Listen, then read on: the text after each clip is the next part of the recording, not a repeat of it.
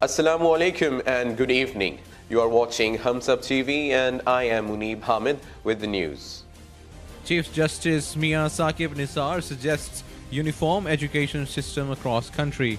Growing disparity and discrimination in the education system caught the attention of the Supreme Court when Chief Justice Mia Saqib Nisar questioned on Tuesday why the concept of one textbook, one school bag and one uniform in our educational institutions cannot be launched.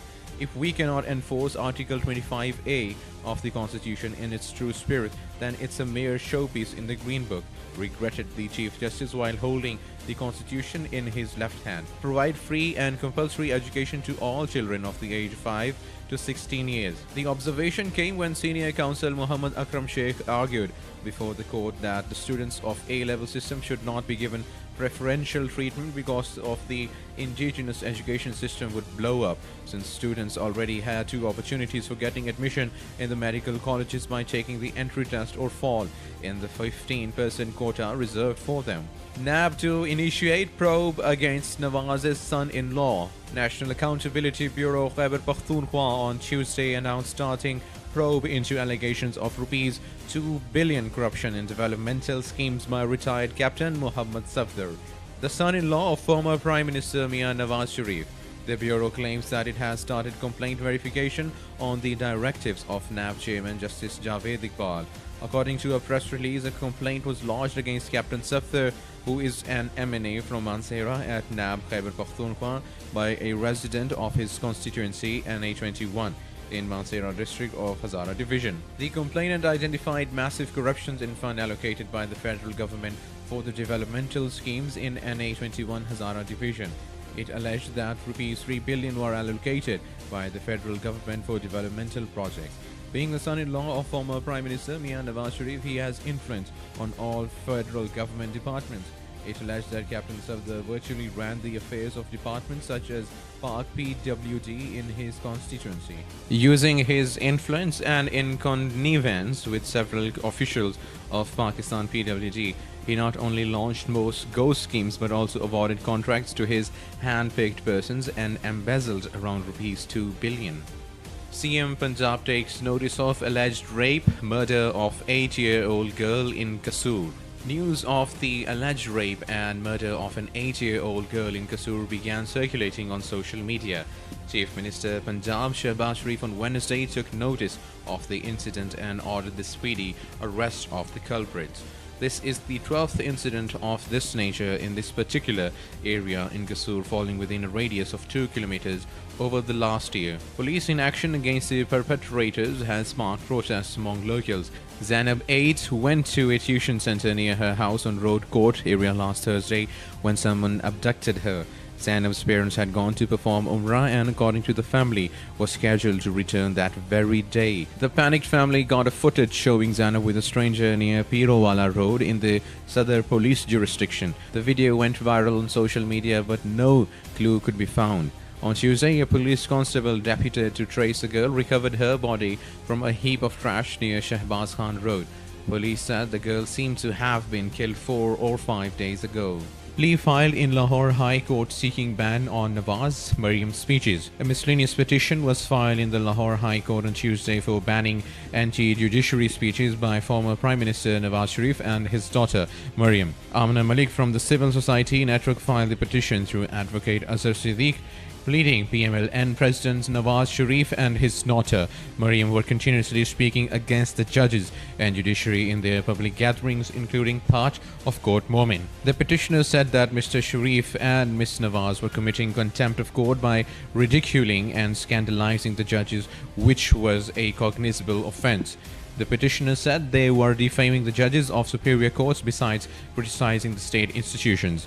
She contended that ban be imposed on airing anti-judiciary speeches by Mr. Sharif and Mariam, and direction also be issued to the Pakistan Electronic Media Regulatory Authority to stop airing the contemptuous remarks on news channels. PMLN to wait and see before fielding new CM candidate. Ruling Pakistan Muslim League Nawaz will wait for the rebel faction of 15 or so MPs to make their move before deciding which candidate to support as the next Chief Minister of Balochistan. Former Home Minister Sarfaraz Bhukti, former Chief Minister Saleh Potani, and Nawabzada Changiz Mari are being tipped to succeed Mrs. Zairi, who resigned on Tuesday. Mr. Bhukti appeared to be the favorite for both the PMLN rebels and the National Party. Jan Achakzai, a PMLN leader from Balochistan, told us that a decision on whether to support a candidate for the CM slot or to sit in opposition was yet to be made. Abhi to party shuru hui hai. This is just the beginning, he said, adding that the party would sit down with its allies before making a decision on whether to field a consensus candidate or sit on the opposition benches.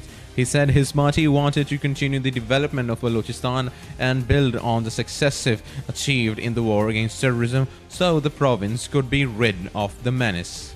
FIA to print Altaf Hussein's court summons in international newspapers. Federal Investigation Agency FIA on Wednesday submitted a report in an anti-terrorism court regarding summoning Muttahida Qawmi Movement founder Altaf Hussain to court via advertisements in international publications. During a hearing of the Imran Farooq murder case, FIA Special Prosecutor Khwaja Imtiaz told the court that the agency had contacted an advertising firm on December 22 and received an answer on January 5. The ATC Judge Shahrukh Arjumand, however, questioned why the FIA had only included Hussein's Pakistan address. He ordered the agency to include the address of MQM founder's residence in Britain. The court was assured that FIA would release the required funds for the advertisement soon. The report submitted to the ATC included a notice of objection certificate issued by Interior Ministry and a letter from the advertisement firm. Chaudhry Virk appointed Law Minister. Nawaz M.N.A. Chaudhry Mahmood Bashir Virk was appointed Federal Law Minister by the government on Tuesday.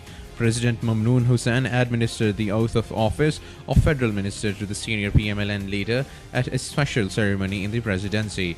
Prime Minister Shahid Khaqan Basi, federal ministers, parliamentarians and senior government officials were also present at the oath-taking ceremony. The president congratulated Chaudhry Virk on assuming the office of federal minister and expressed the hope that he would discharge his responsibilities in an efficient manner. Hailing from Gujranwala, Mr. Virk is said to be a seasoned politician of the ruling party. The slot of law minister fell vacant after Zahid Hamid resigned last November due to a tremendous pressure from the opposition and religious organizations calling for his resignation for allegedly making an amendment to a clause of the election affidavit concerning Khatm Nabuwwat or the finality of Prophet Muhammad, peace be upon him. King Salman reaffirms Saudi support for independent Palestinian state. During a telephone conversation with Palestinian President Mahmoud Abbas, Saudi Arabia's King Salman bin Abdul Aziz reaffirmed the kingdom's support for an independent Palestinian state. In his conversation with the Palestinian head of state, King Salman emphasized Saudi Arabia's support for the rights of the Palestinian people and their desire to have Jerusalem as their capital. Last year, the kingdom had called US President Donald Trump's recognition of Jerusalem as Israel's capital an irresponsible and unjustified move. Trump's decision ended 7 decades of US ambiguity on the status of disputed city and prompted an almost unanimous diplomatic backlash across the world. Iran has foiled plot to overthrow system, says Khamenei. Iran has foiled attempts by its foreign enemies to turn legitimate protests into an insurgency to overthrow the Islamic Republic, Supreme Leader Ayatollah Ali Khamenei said on Tuesday. Comments on his Twitter feed and in Iranian media underscored the establishment's confidence that it has extinguished the unrest that spread more than 8 cities in which at least 22 people died since last December. Once again, the nation tells the US, Britain, and those who seek to overthrow the Islamic Republic of Iran from abroad that you failed and you will fail in the future. The Revolutionary Guards, the military force loyal to Khamenei, said on Sunday security forces had put an end to the unrest that it too said had been whipped by foreign enemies. At least 1,000 people have been arrested in the biggest anti-government protest for nearly a decade, with the judiciary saying ringleaders could face the death penalty.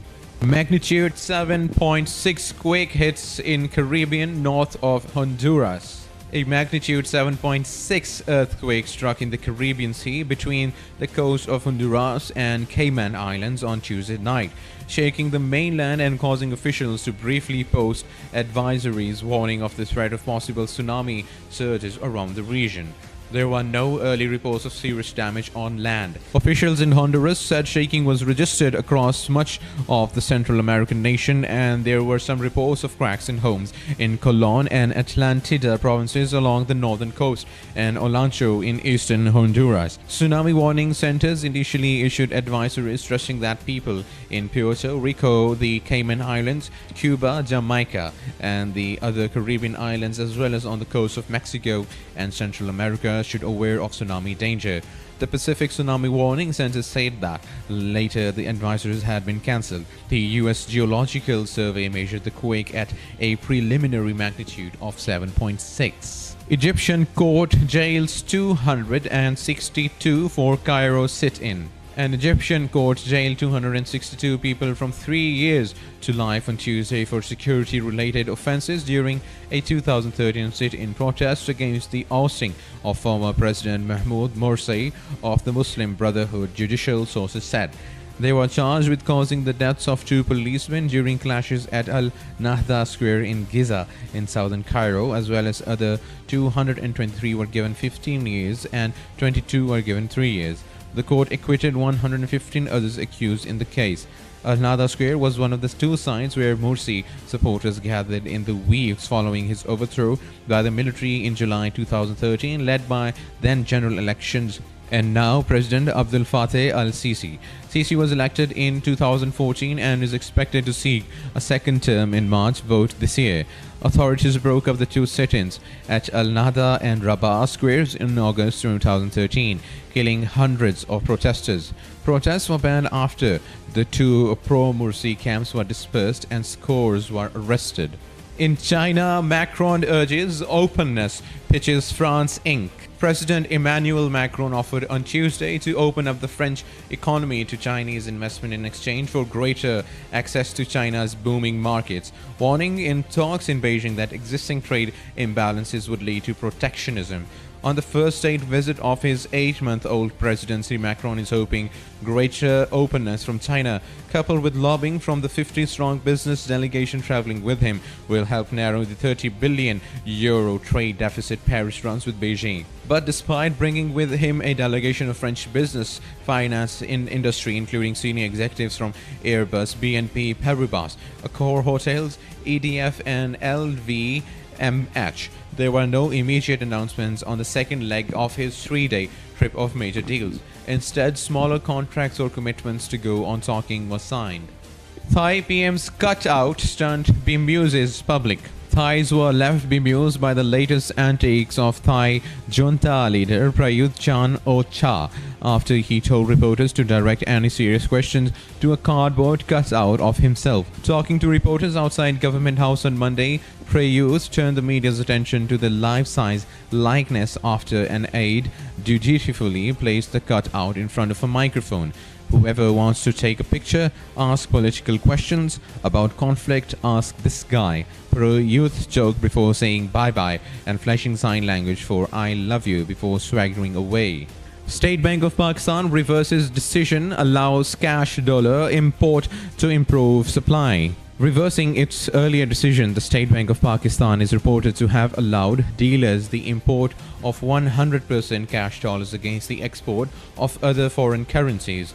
The central bank restricted the cash dollar import to 35% through a circular on January 1, a move that resulted in a shortage of greenback in the open market. The exchange rate surged to a record high of Rs 113 on Monday from Rs 110 since the implementation of the 35% condition. This sharp rise in the dollar price forced the SBP to call an urgent meeting with the currency dealers on Tuesday. The central bank asked them to bring down the dollar rate in the open market. And now let's have a look at the sports news. Federer ready for fresh fairy tale in Australia Open. The prospects of an unprecedented 20th Grand Slam victory have strengthened for ageless wonder Roger Federer as his main rivals flounder ahead of the Australian Open. The 36-year-old is coming off an extraordinary 2017 when he won a 5th Australian Open title and a record 8 at Wimbledon. And there could be yet more glory with a depleted field of top contenders in Melbourne. Andy Murray, Japan's Kei Nishikori are already out of the year's opening Grand Slam with injuries, while 12-time major champion Novak Djokovic is troubled by an elbow complaint and hasn't played for 6 months. And now the weather update for the next 24 hours. Mainly cold and dry weather is expected in most parts of the country. Very cold weather in northern areas including Quetta Division. Dense foggy conditions are likely to prevail over few plain areas of Punjab and Upper Sindh during morning hours. That's all for now. For more news and updates, keep watching Hums Up TV. Take care.